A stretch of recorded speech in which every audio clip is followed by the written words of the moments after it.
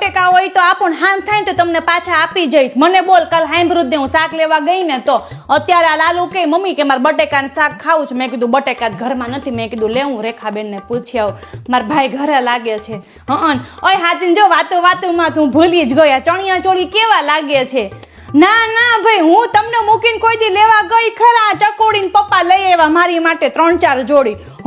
મને તો ગઈમાં બહુ મસ્ત છે. ને આમે ચકોડી ને પપ્પા કોઈ દિવસ લાવ્યા નથી 25 વર્ષમાં, પહેલી વાર લાવ્યા મારી માટે. તો કેટલો સરસ કલર. અને આમ દુપટ્ટો આમ જોવો તો ખરા અજરકનો છે. હાથમાં કાપડ લ્યો ને તો આમ લસકા જેવું લાગે, પ્યોર કોટન. આવું તો હવે માર્કેટમાં કઈ મળતું જ નથી. જો એના ચણિયા ચોળી જોવો ને એક જોવો ને તો તમે બીજું ભૂલી જાવ. એટલા સરસ સરસ ઈ ચણિયા ચોળી બનાવે છે. આમ જો દાદરો નીચે ઉતરતી હતી ને તો સંગીતાબેન હું કે ખબર કે કે કેટલા સરસ ચણિયા ચોળી છે કે પર્પલ ને ગ્રીન કલર. કે ક્યાંથી લીધો? મેં કીધું હું કામ મેં કીધું તમને કહું. તે દિવસે મેં એને પટોળાનું 17 વાર પૂછ્યું તો મને એક વાર મને જવાબ ન દીધો લપડીએ. પણ આમ જો રેખાબેન, હું તમને કહીશ રેખાબેન, મારા ભાઈ કેમ હામું જોવે છો?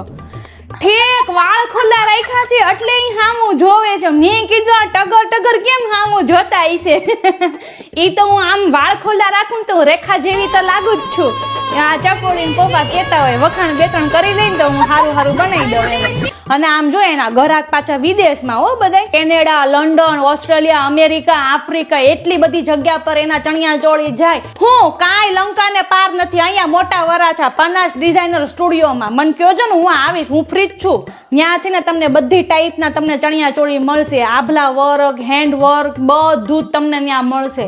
હા સારું હાલો તો હું જાવા. ચકોડી ને પપ્પા રાહ જતા હશે ને એમ કે આ ચણિયા ચોળી પહેરીને ક્યાં ગરબા રમવા વહી ગઈ. મારી બેન ને લઈ આવી દેજો.